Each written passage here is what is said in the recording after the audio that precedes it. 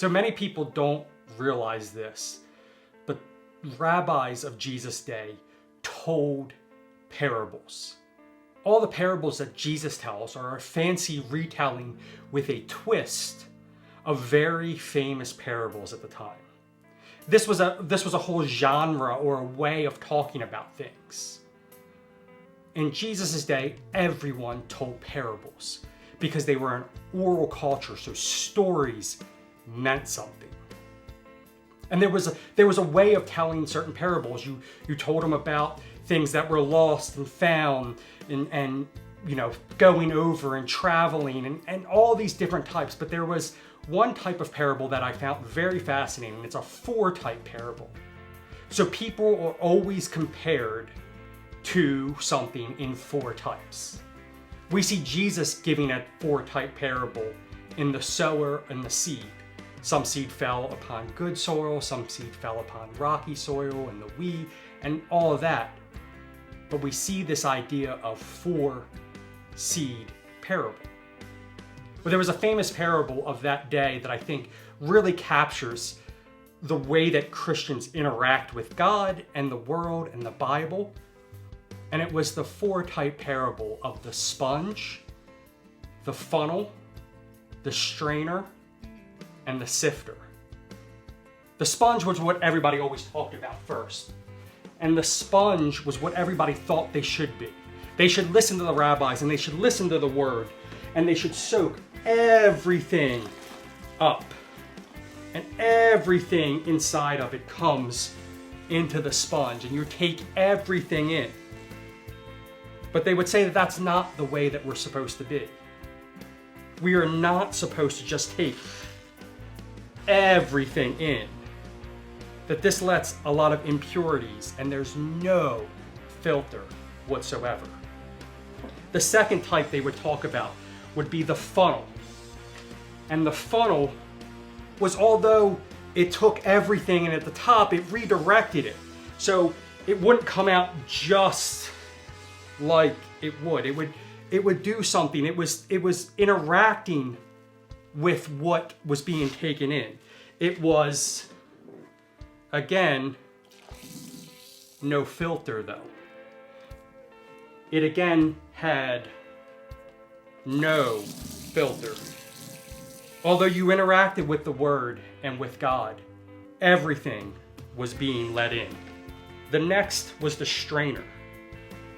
And this is where I started to find it interesting because I thought that a strainer, well, it's helping interact impurities. But a strainer has wide holes and it's designed to hold food in and let all the water out. But it still has wide holes. It's still open. If you put pasta in it, pasta can slip right through.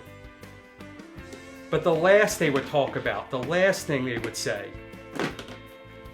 is the sifter. And the sifter had small, tiny holes. And yeah, impurities could get through it. But it would hold on to the bad so that you could throw it away the best. And the design was to get rid of the bad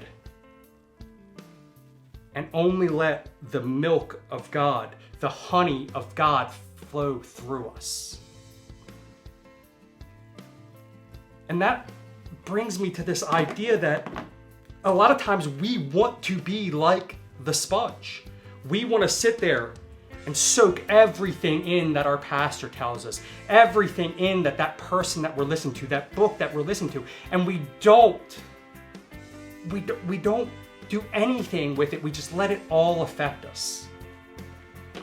When I was young, we would talk about garbage in, garbage out.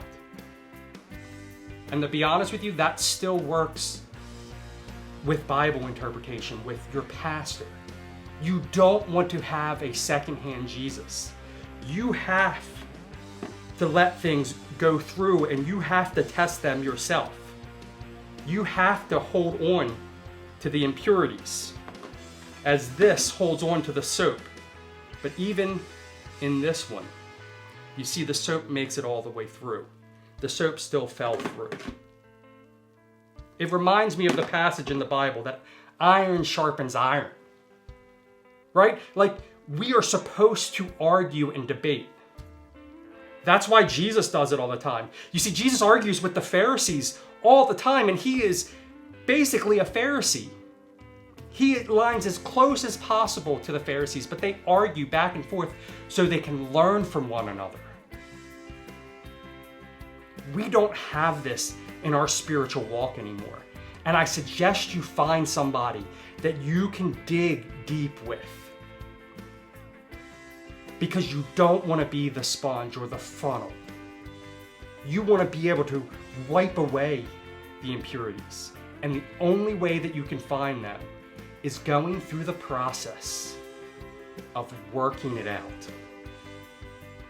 Just as the Bible says that iron sharpens iron. Just as this parable talks about us being like the sifter. May you find somebody or something that you can bounce and interact with God and His Word so that you can get rid of all impurities, your misconceptions, what you bring to the text, what you've heard other people say that bring to the text. And you can dig down deep into exactly what God meant.